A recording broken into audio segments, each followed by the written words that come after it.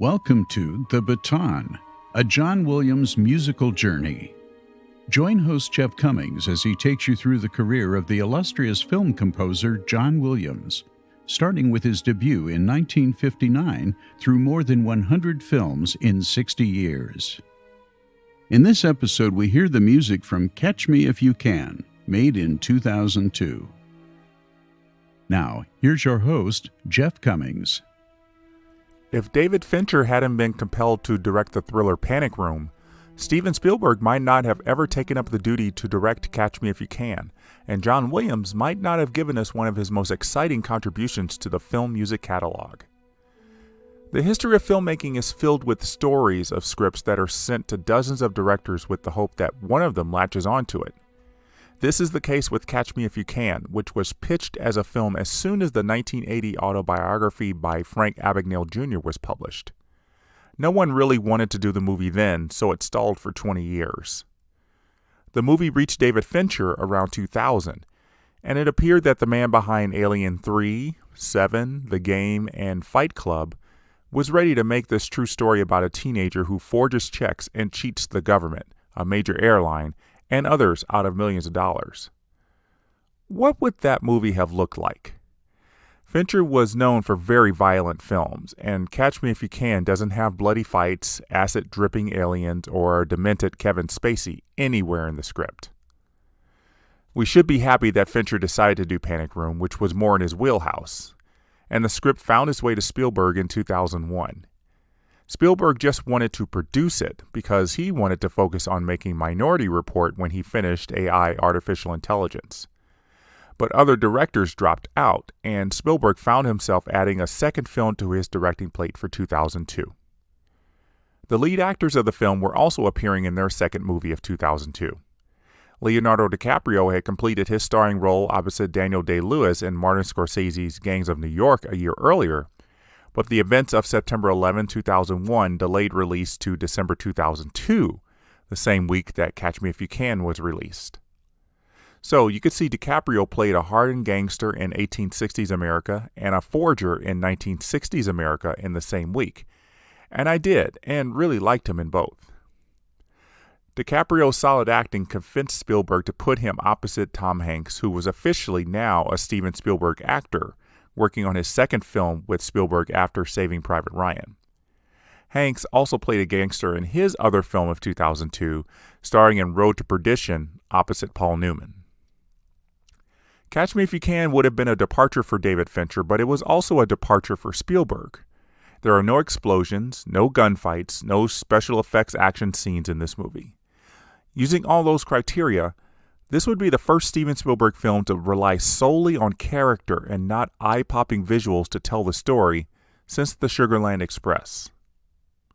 While it was a new venture for Spielberg, writing the music for Catch Me If You Can would not be a tough task for John Williams. Spielberg and Williams were celebrating their 20th feature film collaboration with this film, and by this time everything was very shorthand. It needed to be that way with this film because Williams was working fast and furious in 2002, with all four of his film scores practically overlapping one another in some way. Williams had to hand off most of his duties for Harry Potter and the Chamber of Secrets to William Ross to focus on the exciting challenges that he was presented with in Catch Me If You Can. Even with Ross helping him out, Williams didn't have a lot of time to compose the score. When Williams' credit appears at the beginning of the film, I would not have been surprised to see Johnny Williams instead of John Williams. Catch Me If You Can allowed the maestro to return to his Johnny Williams' humble beginnings when he was writing comedy scores in the 1960s that had a jazz influence on them, inspired by the popular trend of the era. One of Williams' mentors, the Pink Panther composer Henry Mancini, would have been proud to hear Williams' work for Catch Me If You Can. Unfortunately, though, Mancini passed away in 1994. The music score for Catch Me If You Can might have fit nicely in the films How to Steal a Million, Penelope, or A Guide for the Married Man, which Williams did in the 1960s. It feels fun, hip, and emotional, and the score does a lot to help keep the film grounded in its emotional core of a son trying to please his father and an FBI agent who becomes a sort of replacement father figure. In that respect, this story is right up Spielberg's alley, who had been making lots of movies about the father-son dynamic since Jaws and Close Encounters. Williams welcomed the opportunity to flex his jazz writing muscles again with his score. Actually, for me personally, it's a kind of like a perfect regression because I would write some jazz music in the 50s and 60s when I'm very young. So it made a kind of a loop for me, a regressive loop, if you like. Catch Me If You Can has been a good opportunity for me to revisit some part of myself that's been slumbering dormant for a few decades now. I said to the orchestra yesterday, it's a kind of perfect regression, to go back to some of this. But I have enjoyed that part of it very much, I think. And this, for me personally, it's been a nice musical trip. We don't have to wait long to hear the jazz swing that Williams applied to this score. Barely 20 seconds into hearing the opening titles, I was hooked by the music and what Williams was telling us would happen in the film. This is also helped by those exciting opening title graphics created by Kunstel Dega, a French-based firm that definitely reached back to the famous James Bond opening graphics of the 1960s. The vibraphone and the marimba, close cousins of the xylophone, begin the opening credits music.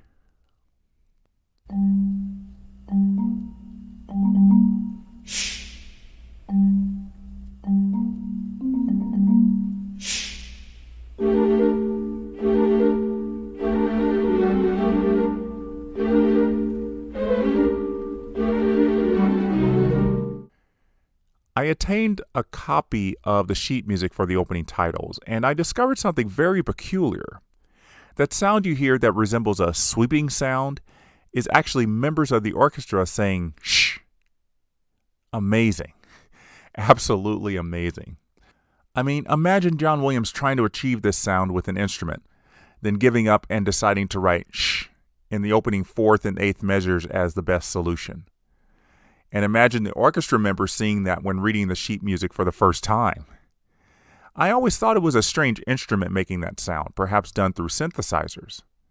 Even when I saw John Williams conducting this music live at the Hollywood Bowl in 2017, I didn't notice the orchestra members doing this. But I did see them do something else that did not involve them using their instruments, which I will talk about in a few minutes. The music I played would be the first part of what I will call the chase theme, and it's this part that will be heard mostly throughout the film. It's playful, breezy, and a bit juvenile, like the protagonist Frank Abagnale Jr., who is 16 years old when he runs away from home and starts impersonating a Pan Am Airlines pilot and cashing checks with the Pan Am logo. I'll play the second part of the theme now, which feels a bit more serious and features a nice saxophone solo.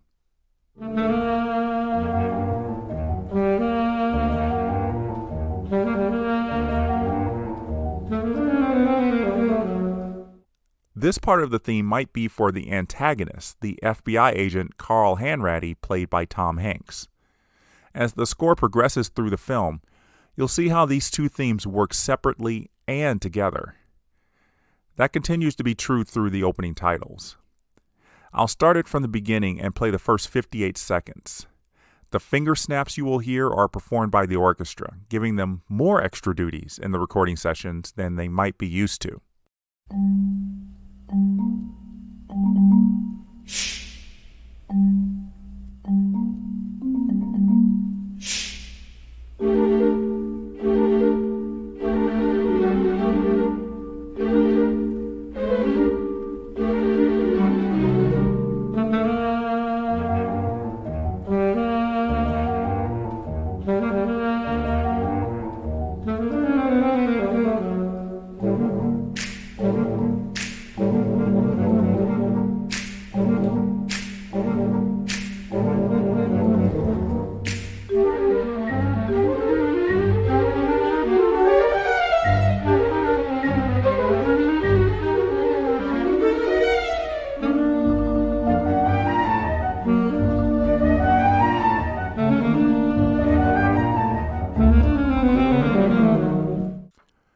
And here comes another big highlight of the opening music.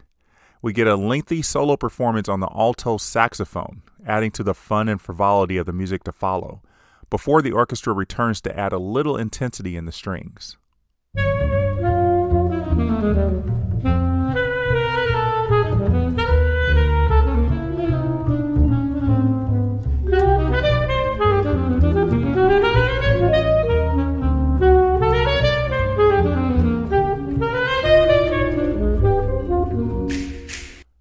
first part of the theme comes back again before a nice bridge filled with woodwinds and muted trumpets play to set up a nice conclusion.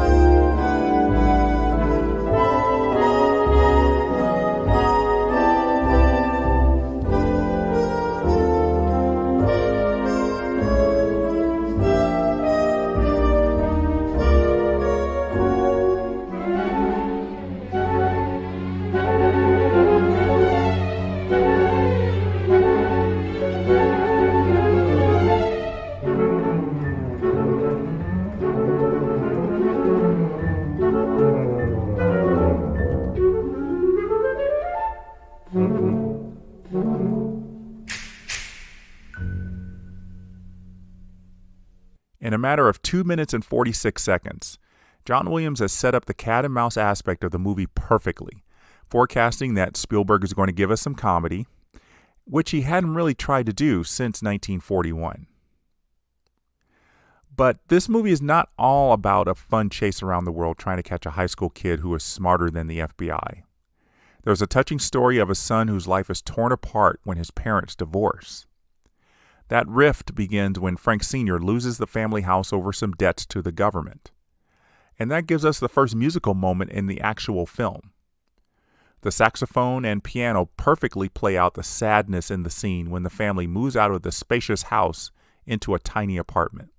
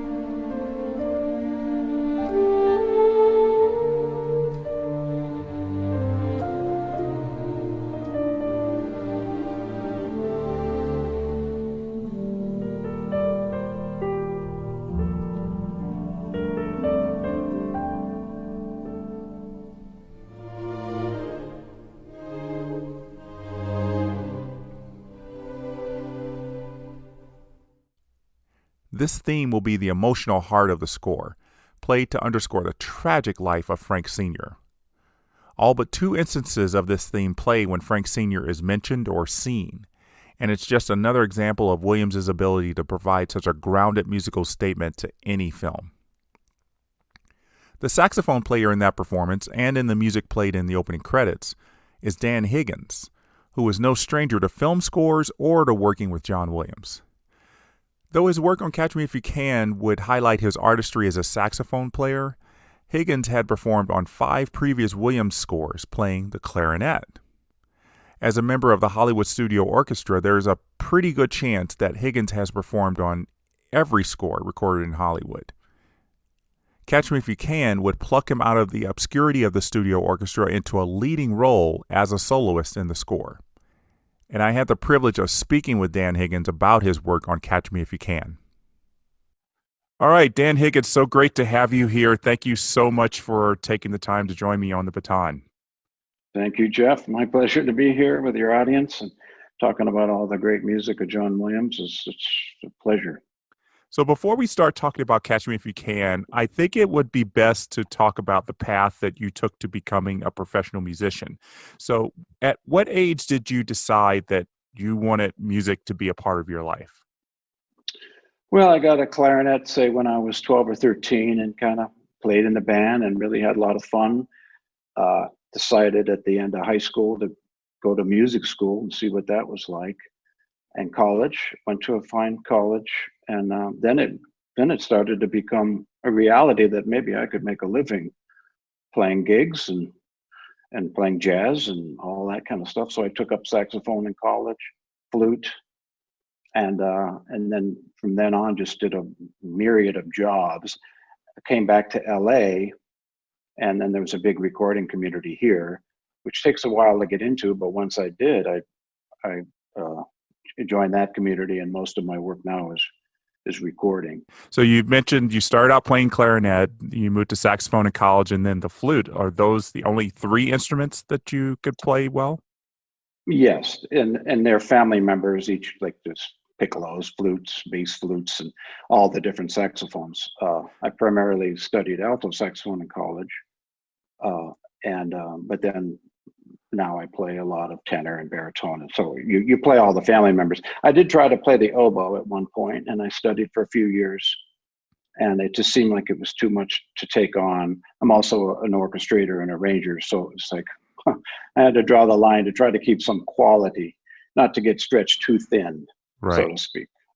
So you said all these instruments are in the same family, but as someone who's not a professional musician, they still look very different to me. So what are the similarities with something like the clarinet and the saxophone, and then also how do they differ? Well, the clarinet and the saxophone both use a mouthpiece and a reed, and that's how you get the sound. They finger similar, so you put your fingers down. That's the same patterns, not exactly, but pretty close. And then you articulate with your tongue, and you form an embouchure.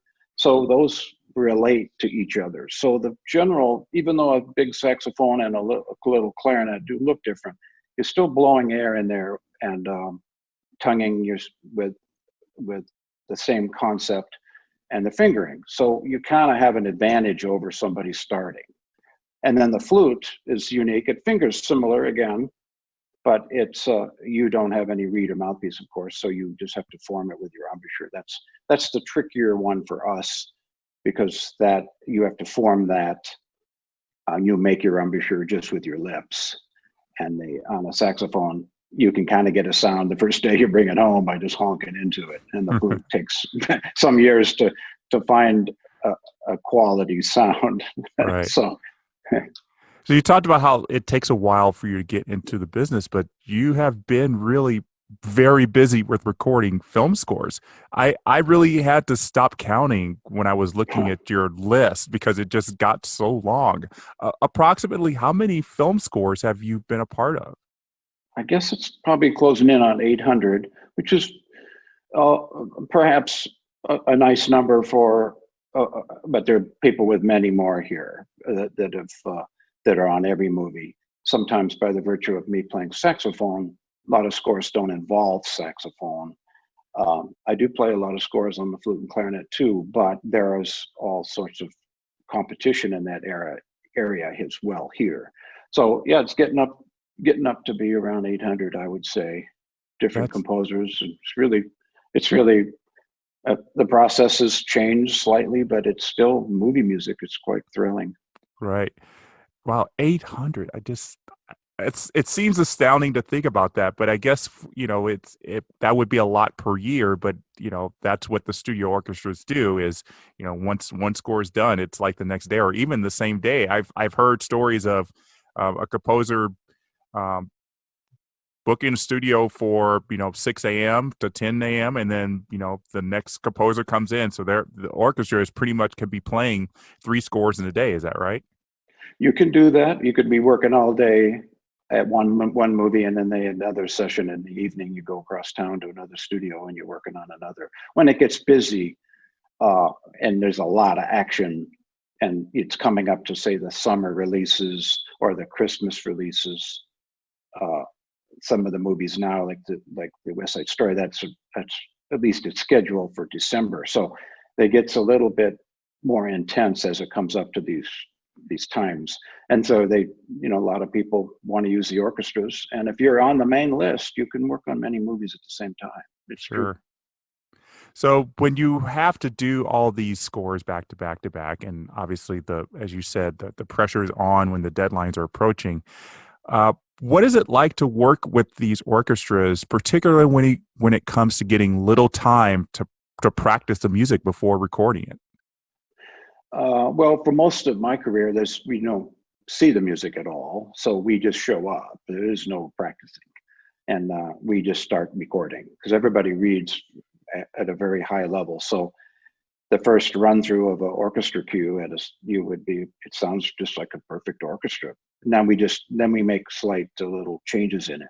But you practice your craft and you walk in. I kind of think of myself as sort of like like a hitman. You come in, you have one job to do, and you're going to play this part, and you bring your instruments, and you're not sure what they're going to write for you. It could be jazzy, it could be classical, it could be very quiet, it could be loud, and you just have all the experience from other sessions that you go, okay, that's what I'll do.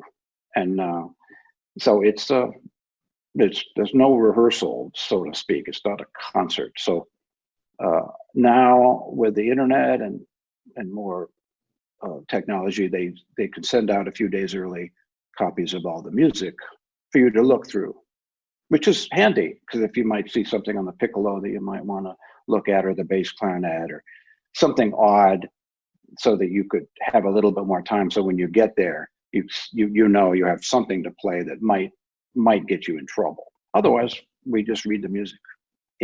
For me, it's like a concert because I'm hearing this beautiful music all the time. And then you get to see the movie. So it's kind of cool when you go to the theater knowing that you worked on the movie. Right. It's fun. So tell us about your first experience working with John Williams. I did about 3 or 4 movies with him. I did a little bit on Schindler's List. There was one, but very little, nothing very exposed or soloistic. Right. A little bit of 7 Years in Tibet. Just as a color in the orchestra, as a saxophone. I think in Schindler's List, the very beginning, Oscar walks into a nightclub and there's an accordion maybe and an alto sax playing a little music like in the back of the club. And I was scared because I'm working with John Williams, and I played, and then he made a beautiful comment. He says, "Dan, it sounds lovely, but could you make it sound more antique?" And he was a beautiful word because it was 1938 or something. So it was, oh, yes, you're right. It's 2000 here, to 1998 something, right? Right. And so I'm going, I probably sounding a little too modern. So I had to put I just changed equipment a little bit, made my reed sound a little older and backed away from the microphone and just a little more distant, and changed my concept, and we were fine. But those are the kind of things you see when you show up. I didn't know what kind of music I was going to play, but like with an accordion, just a little band playing a little song. Right. Something very simple. So obviously you had known who John Williams was before you started working with him. So how did the experience of working with him on that brief time on Schindler's List and even afterward match the expectations that you had going in? It's with John, it's just a wondrous moment because music is so wonderful, and then the orchestrations are perfect. So as a musician in the orchestra, the part that you're playing, it fits it so well that you are able to play nicely. It's studied with John's past experience. So everything is so wonderful. It's like a concert, and he doesn't. He tends to play the whole piece all the way through, as opposed to just trying to get little pieces and assemble later.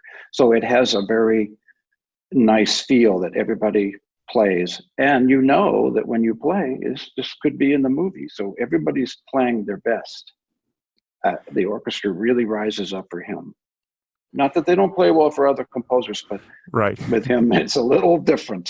So we all are on point. Everybody's everybody's really playing, and then there's sort of a magic happens, and he waits for that magic. And when he captures it, it may not be the most perfect performance. There may have been a little mistake or some kind of a pencil drop or some kind of a noise, but he doesn't care. He wants the performance, Right. and maybe not the perfection, but the perfection is the musical perfection. So it's really, if you haven't experienced it, it's hard to describe, you know. Well, of course, you have to be in the room, I guess. But how does John Williams' music, when you perform it, compare, or how is it actually different from other composers that you've played for? Well, I mean, every composer has a unique voice, and I guess the craft level of John's music is a very high level, as it is with other composers, and it just seems to fit the movie so well, and you can't imagine the music done by someone else. So when you like Jaws or something, you just can't imagine another thing there, and it's like a great pop solo on a record. You can't imagine another solo. You sing along with the improvised solo because it's so perfect, and his music is just so detailed and so perfect, and he really has the skill of matching to picture. Sometimes we do concerts where he'll describe the scene with no music, and they play the scene for the crowd. I don't know if he did it the night you came, and then it's like maybe Raiders of the Lost Ark, and then you hear the music with it, and you just see how it lifts the scene, which is kind of benign by itself, and how it fits. And every writer has their own way of doing that, and but it just seems like John has a special touch with that we adore, and is usually very few changes, and usually it's the first time that the music is heard is when we play it. Mm-hmm. It's not all demonstrated. It's not synthesized. It's the concert, and the director is there, and then it makes it even better. It's just sort of a birth of the music. Right, because it seems like I go back to that quote from Amadeus where Salieri's saying is like some music that's already finished in his head, and I think John Williams, it's kind of that same way, and he just puts it out on paper, and miraculously that first performance of it just all works. Yes, I went to one lecture with him, and he talked about the writing process a bit, and he said he writes the end first, and that's the culmination of all the themes. Right. And they're at their most developed state. And then as he backs out, he can say, well, I'll introduce this theme for this character here, but I won't give away the second part of it. So he has a goal, and he gets there first, then he comes back. It's kind of an interesting concept, because you would think he would start at the beginning. Right. But you write the big final scene, and then you have all the material to work for, and then you piece it together, and then you can see the development of his themes throughout there. It's just quite wondrous in that kind of beauty of that. And it's a craft, because it's different. It's fitting a movie as opposed to a symphony that's just piece. Right. Well, I think Catch Me If You Can is definitely one of those scores that really feels like it is a symphony that's put into a film. When were you first aware not only of the score being performed by the studio orchestra, but that you were going to get the distinction of getting a solo part? Well, I guess you could say all the voodoo aligned in that one, because I just got the call, and I was just told to go to MGM studio at 10 o'clock, and I got a whole week at the studio, alto sax. I didn't know what I was playing. I didn't see any music. I didn't know it featured the saxophone at all. It didn't matter, because I show up a lot, and it doesn't matter if it's whatever. But it was probably better, because I wasn't scared. I just walked in, and I looked at this music, and I go, look at all that. And I go, so I'm always there a little early, and I practiced the part, okay. And then we played it, and I go, I'm going to really like this score, because it had a jazz tinge to it. And that's my favorite studio to record in, MGM. It's called Sony now. And then I'm just like, this is going to be a nice week. And Spielberg was walking around with his camera, and he seemed to like it. So that all the saxophone ideas got developed. But we just get the call through an answering service. We don't get any heads up. at Okay. least in that era. So you're just walking in blind. Interesting. Yeah. That seems interesting because it seems to me that John Williams would have written this and said, okay, I know there's going to be a saxophone solo. I need Dan Higgins kind of thing. And so he would want to make sure that you're available. But you're basically saying that's not the case. Maybe, yeah. I mean, he may have had a part. It could have been there's a contractor involved, or just everything aligned nicely. Maybe it was just my time. Maybe somebody else was busy.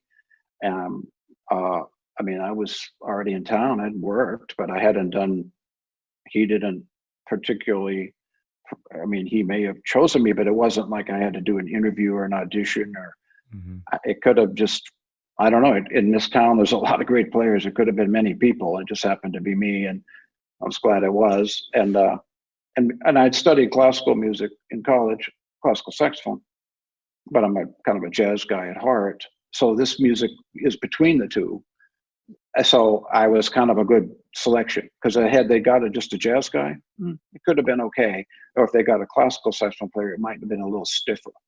Right. So the fact that it was had a musician that kind of understood those two genres of the saxophone made it good. I never did anything. I didn't add anything to his parts. I played his parts just the way he wrote them. I mean, it wasn't like, hey, stretch out there or make do something wild here. It was not that. He writes it all out.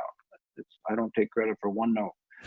And I'm just playing, and that's how he is. He's very detailed. He knew the perfect range of the saxophone. He knew the color. He's written in that genre for years, and it was a pleasure, because that could have been, some people just might not have captured it as nicely, and still had the sound of the saxophone. But yeah, so that's how I got it. I guess it was just my time. Like I said, it was like the voodoo. All the voodoo came in one thing, and I could dropped on my head there, and I walked in and I go, oh, I like this. And it was fun. And you didn't know about the movie that it was being attached to at all? I don't think I knew. No, I don't think I knew that story about Frank Abagnale. I don't think I knew that until I got there, and then I did some research. Like sometimes we just hear a title, because these things are scored way in front, so there may not be any press, or we look at this movie and we go, what's this? And so then you look it up and you go, oh, it's coming out in 6 months, so nobody knows about it, and you can read a little bit about it. I don't like to generally look behind me and look at the big screen to see the movie, because I might want to see it in the theater. I don't want to, it's not really my business to look at it, but I don't want anything to be given away. If somebody dies at the end, I'd rather just play and leave.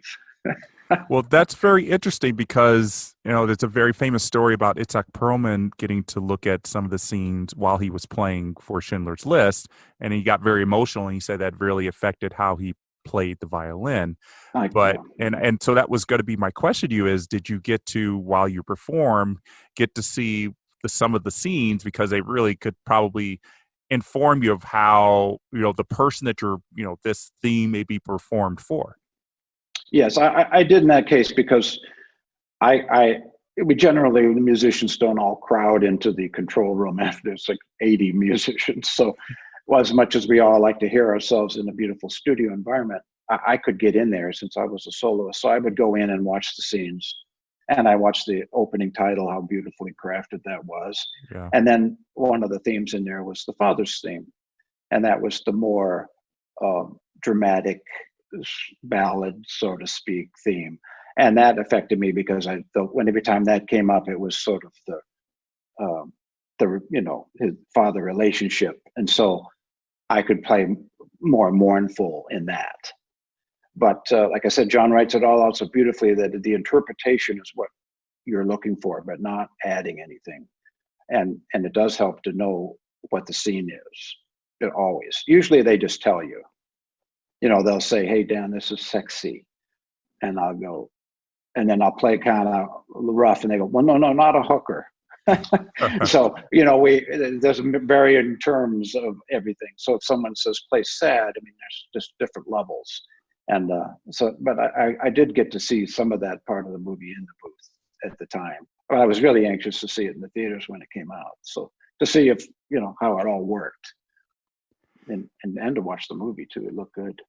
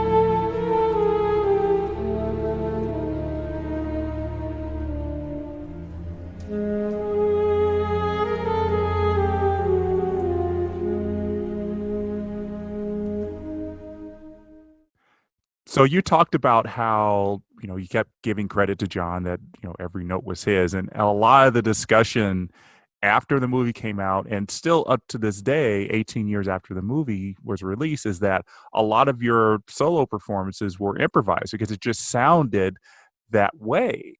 So was there instruction from John Williams to say, make it sound improvised, or is that just the way the notes just played themselves out? I just think that was, I get that, but there's a subtle color in the movie where the vibraphone shadows the saxophone. And the great vibist out here, Alan Estes, he played it. And he plays very softly, and it adds, because vibraphones were sort of hip in the 60s, and it adds a little shadow to the point of a saxophone. And so if you listen closely, they go, well, they both can't be improvising together, so there is that element. But no, John's just aware. He was aware of he knows the jazz language, so he wrote out what he wanted, and it fit so nicely. I never had to change anything to make it smoother, but I knew what he wanted. He did want it to be like a jazz combo.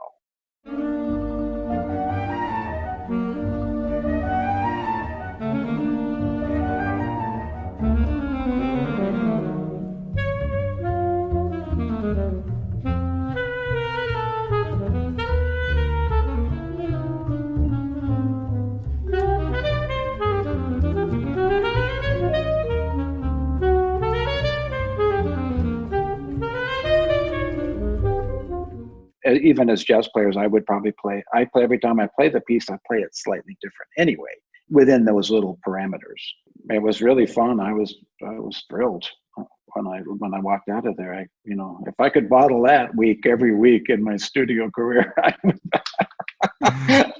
you'd probably die of a permanent smile.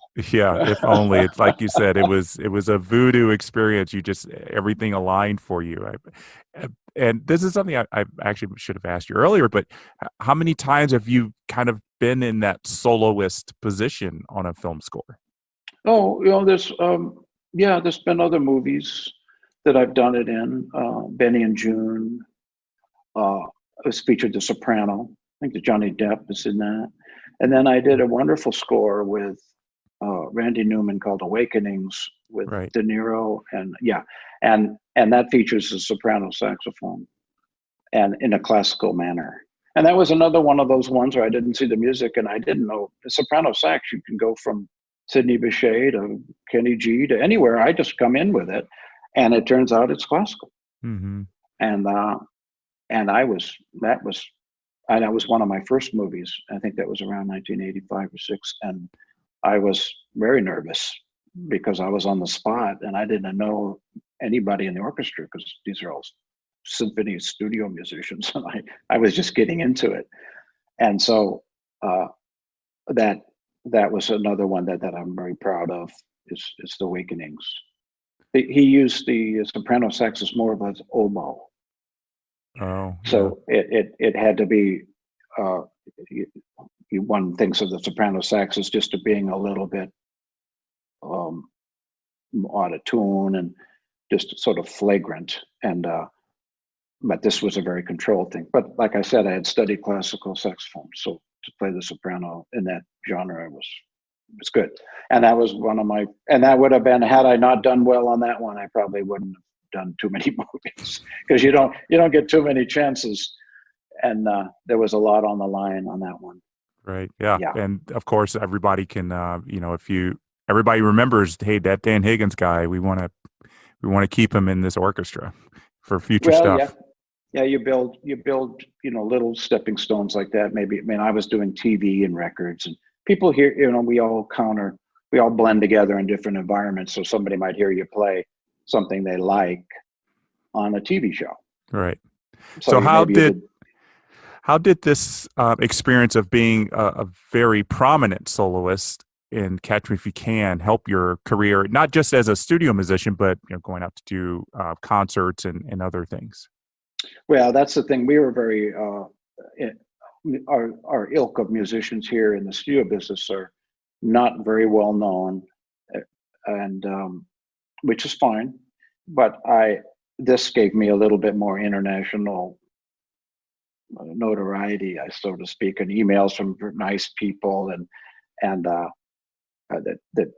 want to, and it gave a really nice piece of literature into the saxophone community. So for me, it was like, wow, I like movies. This is what I do for a living. And then I get to go out and play that same music in concert. Well, that's a bonus. And I get to play with Chicago, New York Philharmonic. These are just fine, the best of the best. And so it was really good that way. But it gave me a little bit of press. Not that I would care or look for that, because that's not what we do as studio players. Try to make. You can't make a career from that with a big name, because which is kind of, I like that. I'm not really out to looking to, do things like that. But it really did. It is a nice feeling to know that people might know your name for it. And on the music that's printed for the concerto, it's got my name on it. It's just nice. That'll always be there. So, and like someone, and then the marriage of something like Itzhak Perlman and having a feature in Catch Me If You Can and other movies. There's not many movies that tend to feature one instrument, so it's a rarity. So it's like you may only get one chance in 20 years that there's a movie that. I know Branford was featured in Russia House, a soprano. I was over there in the orchestra. I think I was playing clarinet. And I go, this is cool. I think he's, Branford Marsalis, he's here with us, and he's playing wonderful soprano. And so it's like, well, I want to do that, And so that's a rare chance for a studio musician to kind of get his name out there. I guess that's a short way to say it. But and you also got your name. I mean, it's in the credits. It's in the credits of the movie as in the credits. You play the saxophone. What did it feel like to see your name scrolling with all those other names and as a soloist? It is nice, because one of my good friends is still alive. Ronnie Lang played Taxi Driver, and he lives just up the street. And talked very to him big the other day, saxophone parts. Very big, and that was his era's. That was what Ronnie Lang, but it was not in the credits. And so we know, but not a lot of people know. Right. So it's kind of like that. What a nice thing for them to do is put me in the credit, because I remember Emily Bernstein played on the Terminal. I don't think you've done that one yet, but the Terminal, that's coming up. Yeah, wonderful clarinet soloist. So she's passed on, and but she had that moment, the same moment I had, is that she got to play and got her name, and then she passed very shortly after. So, but it's just one of those. I took my folks to the movie. It was Christmas time when it came out, so we all went and we stayed for the credits, and I could have the credits roll down there, and my mom and dad could see that. It was kind of cool, and it sounded good in the movie theater. I go, sometimes you get a movie score and you go, well, I'm playing a solo, but I could barely hear the flute back there. They mix everything so softly, and this had moments where I could be heard. So it was nice, because you never know until you see the movie how they balance it. Yeah, and John wrote in the soundtrack. record, he wrote a second movement, which turned out to be the second movement of the piece, Escapades, and he did that separate. So, which is another thing that a lot of people don't do, is he wrote an elaborate development of that Father's theme just for the soundtrack record only. Right. It's not in the movie. It's in the movie in pieces, but not in that form. So, wow, I mean, that's like a, Beethoven, write a whole movement just like that. He said, "Oh, Dan, we're going to do the movement." Oh God, I thought I was through with all the notes, and that music I saw 2 days in front. That one, it was about a month later we did that date, and I did get to practice that one.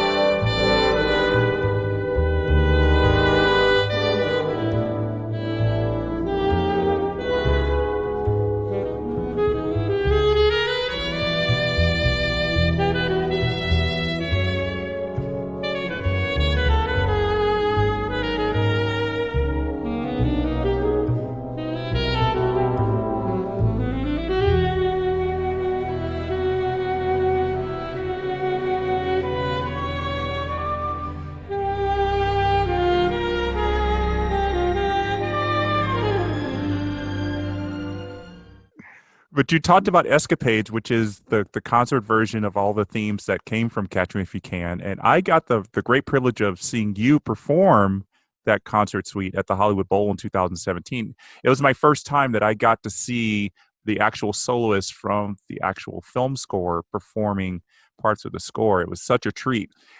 How often do you get to perform Catch Me If You Can in concerts? I've only done it with John, and I must have done it about 10 or 12 times since 2002 or so. I did it in Boston a couple times, Hollywood Bowl maybe 3-4 times, Pacific Symphony, a very fine symphony in Orange County here, Chicago. It just when he was out doing Pop's concerts or his music, usually summer, Tanglewood. When it's so hot and you're outside, I come out and I was like, it's hard to hold the reed. I keep the mouthpiece in my mouth. It was so hot that one night it's just still busting, oh God. Oh no. Mosquitoes, and I'm out here and I'm sweating. But it's even, that's just a thrill and a half to play that live, because the people seem to really like it, because everything else that he's got in there, he has to do Raiders and he has to do Star Wars, all the great things. And a lot of people don't know so much about this score. And it's a little different. It's a little twist in the program. Yeah. And it brings exposure to it. I did it for a gala concert out here. I think that maybe they taped it for PBS, but Itzhak Perlman was there to play, and he was on before me, and I did Catch Me If You Can afterwards. And Dudamel was conducting the LA Phil. And so I came out of my dressing room, and it's about maybe 20 minutes before I come on, and I see the big, the video crew backstage with a big monitor. It looks great. I'm going, wow, I'm going to be out there in a minute. And Itzhak playing Schindler's List. Well, I'm starting to cry. I go, this is bad for me. It's just like, I need to leave, because I got to focus on my music, and I'm just listening to him, and he's playing.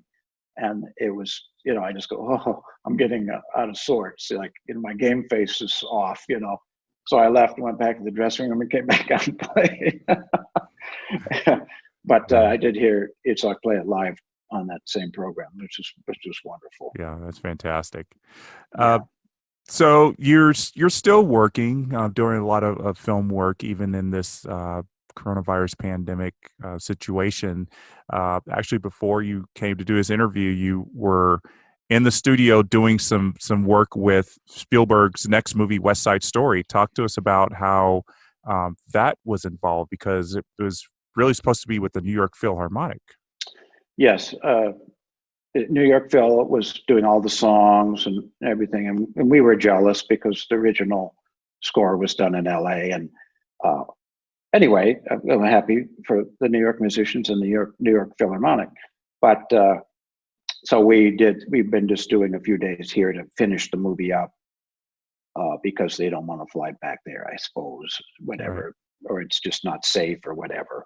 So we're lucky to do it. So I got to play a little bit of the West Side Story music, and But it was nice to be involved with, 2 or 3 days on that, just to, to kind of play that music again. I've done it many times over the last years because of, we kind of been doing a lot of Leonard Bernstein because he turned 100. I think it was last year. So that LA Phil did everything he wrote.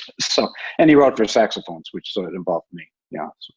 Yeah, West Side Story, if I recall, has a lot of good saxophone parts in it. Yeah, it's got I get to play the alto part. Ba-dee-ba-doo-da, dee-ba-doo-doo-da. It's like, it's kind of a nice wink to the era of the 60s. Right. When that, yeah. Cool. So before I let you go, I've asked this of other guests on the podcast that are professional musicians, and I want to ask you as well. Which John Williams score would you have liked to have been a part of? Well, I did a little, let's see, Star Wars, so I got some of that. I think I would have liked to have been on Schindler's List. Of course, it wouldn't involve saxophone, but it would have been, I would play clarinet or something. But be in the orchestra because of that's just such a great movie, and it's so moving. I mean, some of the other movies like Raiders are flashy more, but The Saving Private Ryan is also one of my favorite too. But Schindler's List, just because when I listen to it, I'm transfixed by the music. Is telling the story maybe more than any other score that I've ever heard. You're right. Without that, it's they're married together, maybe just one notch above, Jaws or something. Exactly. Just in a heartfelt way. So yeah, makes sense. Well, Dan, thank you so much for joining me. I really appreciate your insights into your work, not just on Catch Me If You Can, but through your career. And it seems like you've had a lot of fun with it. And I'm really glad that you're continuing to do it. And we'll be looking for your name in the credits, hopefully sometime in the future. Yeah, and if you come up to Tintin, I play the clarinet on the jazz part. So be looking forward to that. I can't wait to get to it. All righty. Thanks a lot, Jeff, and your fans. Thank you. I want to thank Eduardo Victoria for helping me get in touch with Dan. That was a wonderful conversation. So I've mentioned the chase theme that was introduced in the opening credits, and the father's theme. Frank Jr. gets thematic material as well, and it's the polar opposite of the music for his father. Frank Jr.'s music is playful and whimsical. The celesta gives the music a magical quality as Frank manages to fool just about everyone around him with his charm and skill at forging checks. This theme is introduced in the film when Frank changes the birth date and last name on his ID card, allowing him to cash a big check. It develops throughout a 9-minute montage sequence as he suddenly becomes an employee of Pan Am Airlines.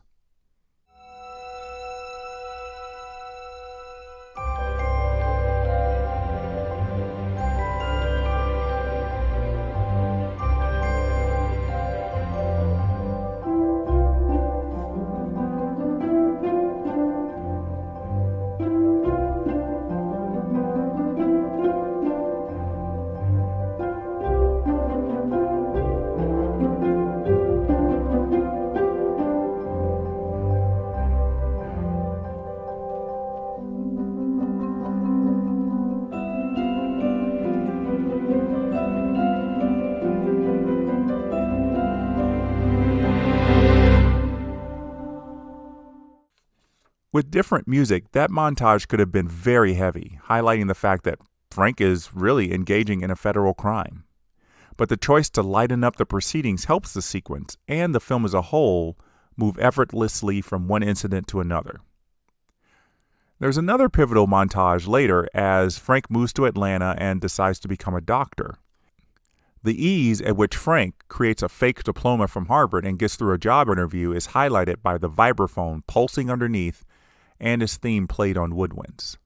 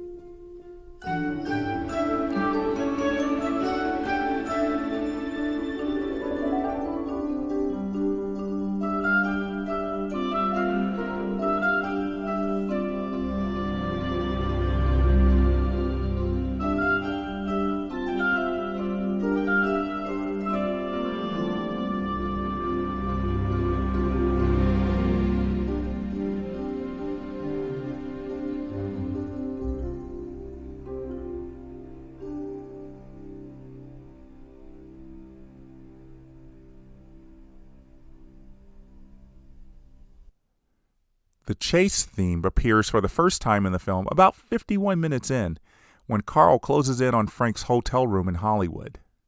The two parts of the theme weave in and out, suggesting the first time these two are going to meet, which they finally do in a nice scene with Hanks and DiCaprio.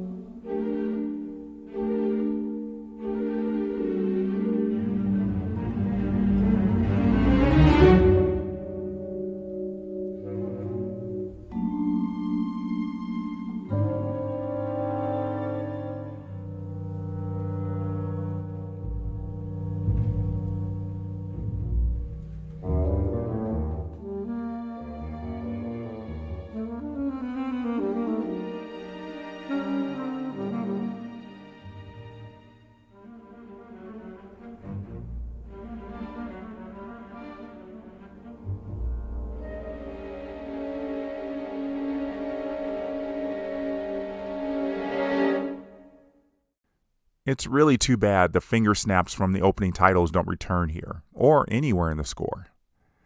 My favorite rendition of the chase theme in the film score comes when Carl is told that Frank's alias, Barry Allen, is the alias of the comic book hero, The Flash. That's when Carl realizes that Frank is a kid, and that helps him close in on Frank's past. We get both parts of the chase theme, with Dan Higgins and the saxophone making it playful and a bit sinister at the same time.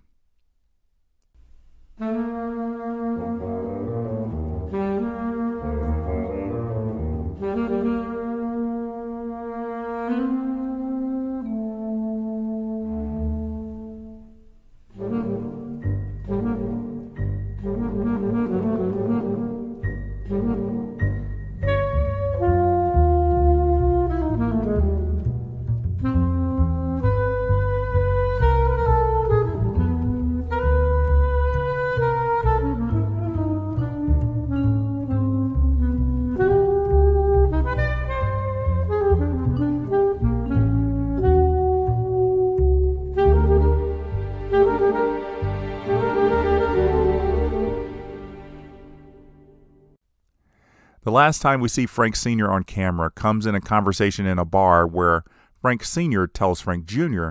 to keep outrunning the government. It's a great scene for Christopher Walken, who plays Frank Sr. with a few of the mannerisms that have become a punchline for Walken, but still make it very effective. This is a very short musical cue, just about 15 seconds, but you can't help but feel sorry for Frank Sr. as he seemingly loses his son for good.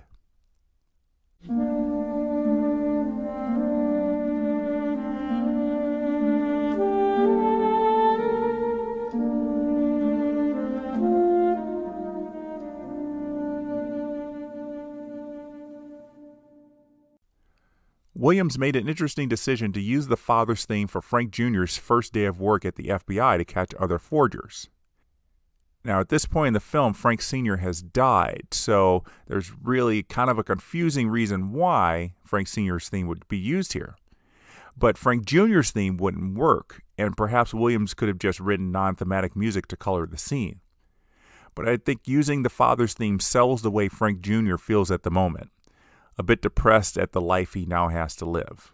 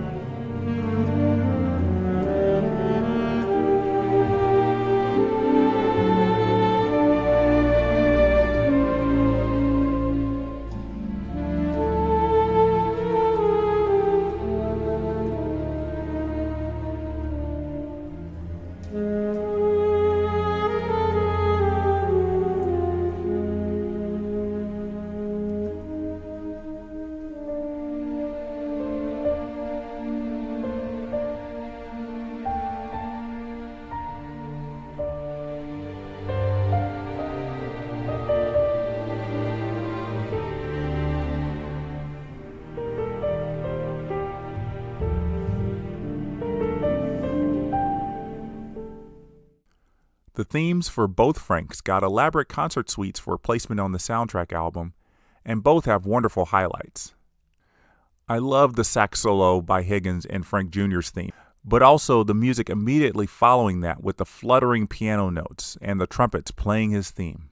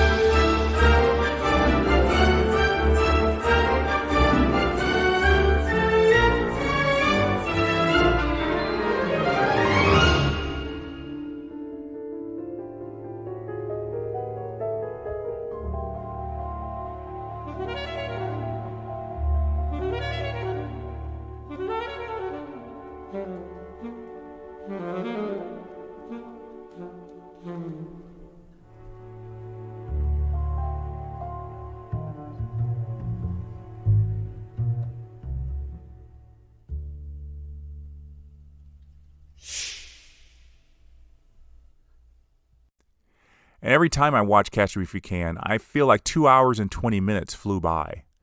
It's one of Spielberg's best films, and probably one of his most underrated. When you think about the best performances by Tom Hanks and Leonardo DiCaprio, you probably don't count these in the top 5. And that's understandable. But without them, this movie falls flat. The two movie stars brought people of all generations to this movie, and it made $164 million in the United States. That's a lot of money for essentially a talking movie, where the most violent thing in the film is the shot of a boy's bloody leg. This movie earned $352 million worldwide, making it the 11th highest grossing 2002 film. One more spot up, and John Williams would have had all 4 of his scores for 2002 featured in movies that cracked the top 10 global box office. That is something that he still not has achieved, though getting 3 in the top 10 for 2002 was a first in his career, as I mentioned in the Chamber of Secrets episode. All of John Williams' hard work in 2002 did not go unrewarded. Though his scores for Attack of the Clones and Chamber of Secrets were not eligible for Oscar nominations due to new rules, he had 2 scores in the fight with Minority Report and Catch Me If You Can. Not surprisingly, it was Catch Me If You Can's score that made the list of the 5 Oscar nominees for original score. I felt it was a fairly good year for film scores, and the list of nominees, which included Philip Glass's music for The Hours, Elmer Bernstein's work on Far From Heaven, Thomas Newman's music for Road to Perdition, and Elliot Goldenthal's score for Frida, were very strong. I was in love with Newman's work on Road to Perdition, and I wrote a small review of the film for the Albuquerque Tribune that year, saying that his score was perfect. I didn't get to write a review of Catch Me If You Can, but I might have said the same thing for Williams' score. It was the one score that I did not deem to be perfect that would go on to win the Oscar. Frida's score, with its Latin-heavy flavors and the guitar melodies, gave Goldenthal his first Oscar, most likely heavily paid for by Harvey Weinstein's marketing machine at Miramax. Williams would get nominations from the Grammys and the British Academy for the score, losing out those awards as well. Catch Me If You Can became a Broadway musical in 2011, the first time a film featuring a John Williams score was turned into a Broadway musical. I have not seen it, but my understanding is that none of the Williams music was melded into Mark Shaman's score, even though much of the lines from the script are cut and pasted directly into the stage show. So what an end to 2002. And who could blame John Williams for wanting to take some time away from film scoring after a marathon 12 months of work? When 2003 rolled around, Spielberg was trying to figure out what film to direct next, and the next Star Wars movie was still 2 years away. There's no indication that Williams considered any offers for film work in 2003, but looking at some of the films released that year, very few might have benefited from a John Williams score. Williams always likes to stay busy, so in the time between film scoring assignments, he put pencil to paper for 2 pieces for the concert hall. Before he could premiere them, Williams was presented with one of the highest honors he could ever receive, the Olympic Order. The Olympic Order is given for, quote, particularly distinguished contributions to the Olympic movement, end quote. And of course, the 4 compositions Williams wrote for 4 Olympic Games between 1984 and 2002 certainly qualify as distinguished contributions. The announcement of the award didn't tell if Williams received the gold, silver, or bronze Olympic order, but a photo I saw had Williams wearing the award, a necklace with the 5 Olympic rings, and it looked like gold. And there's no other color that award should be. Williams was asked to write a piece of music to play at the October 2003 opening of the Walt Disney Concert Hall, a massive building in Los Angeles that is now home to the LA Philharmonic. The music reflected the majesty of the hall, divided into 5 sections designed to test the hall's state-of-the-art acoustics. And what I'm about to play is probably my favorite moment of the piece.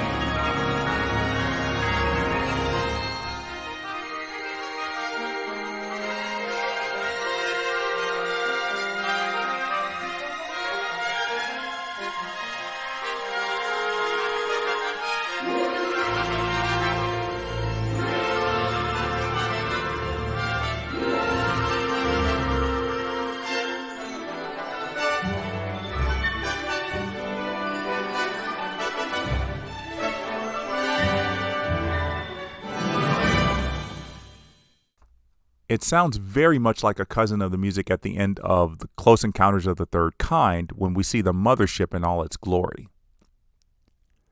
1 month later, Williams was in Chicago for the debut of a horn concerto commissioned by the Chicago Symphony Orchestra, with plenty of solo parts for the French horn performed by Dave Clevenger.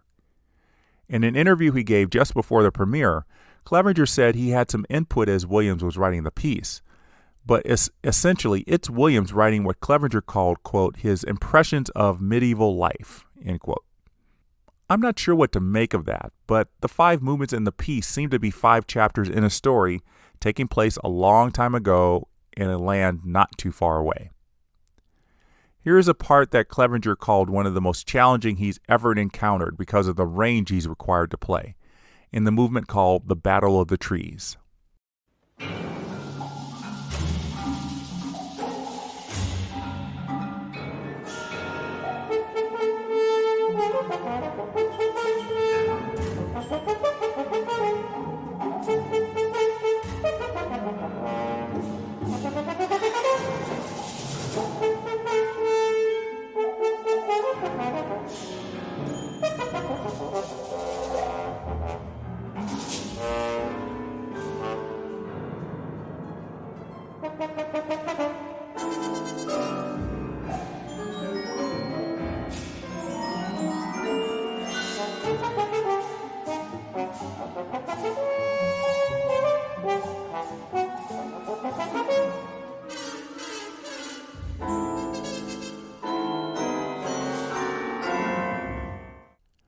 A reviewer from the Chicago Tribune wrote a strange critique of the performance.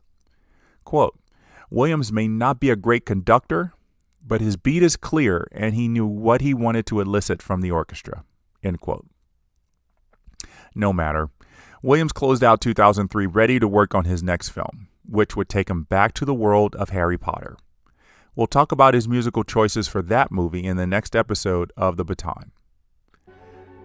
Thank you so much for joining me today, and again, another big thank you to Dan Higgins as my special guest. Until next time, The Baton is down.